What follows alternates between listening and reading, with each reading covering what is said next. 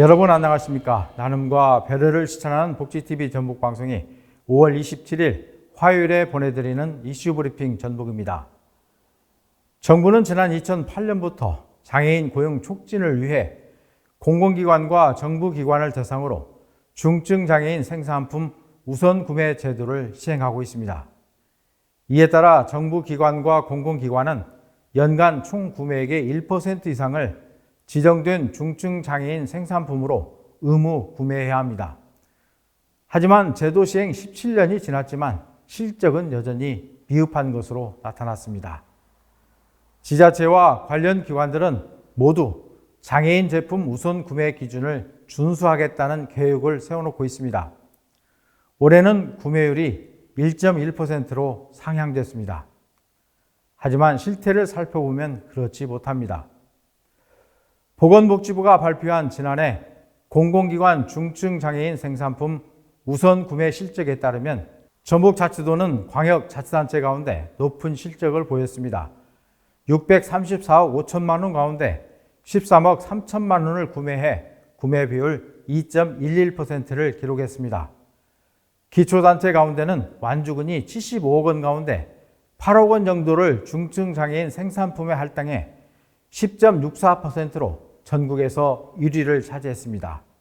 이어 익산과 정읍 등 3개 지역이 법정 기준을 넘었습니다.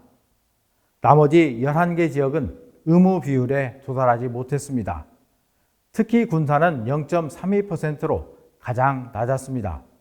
전북교육청의 경우 2,213억 원 중 23억 5천만 원을 지출해 1.06%로 가까스로 의무 비율을 맞췄습니다. 정부 기관 가운데 농촌진흥청은 우선 구매 비율이 1.46%를 기록했습니다. 하지만 새만금 개발청은 0.57%에 그쳤습니다. 가장 낮은 구매율을 보인 곳은 한국출판문화산업진흥원으로 병아리 눈물만큼도 안 되는 겨우 0.01%를 나타냈습니다. 제도 시행 취지를 무색하게 하고 있습니다. 장애인 생산품이 우선 구매되면 장애인 사업장의 판로가 확보돼 더 많은 고용으로 이어집니다. 따라서 이 제도가 실효를 거두기 위해서는 우선 구매 실적에 따른 인센티브와 페널티를 제도화할 필요가 있습니다. 현재 우선 구매 실적 우수 기관에 대해서는 포상과 함께 업무 담당자를 추천받아 보건복지부 장관상을 수여하고 있고 우선 구매 실적을 공표하고 있습니다. 하지만 미흡한 기관, 특히 지속적으로 1%를 달성하지 못하거나 실적이 0%인 곳에 대해서는 별도 조치가 없는 실정입니다. 해도 그만, 안 해도 그만인 셈입니다. 따라서 3년 이상 1%를 달성하지 못한 기관에 대해서는 그 사유에 대해 보건복지부 장관에게 제출하도록 강제해야 합니다.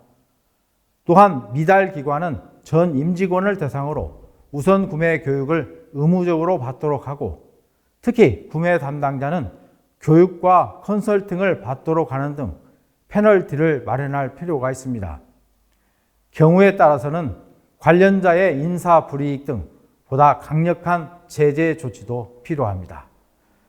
나눔과 배려를 실천하는 복지TV 전북방송이 5월 27일 화요일에 보내드린 이슈 브리핑 전북입니다.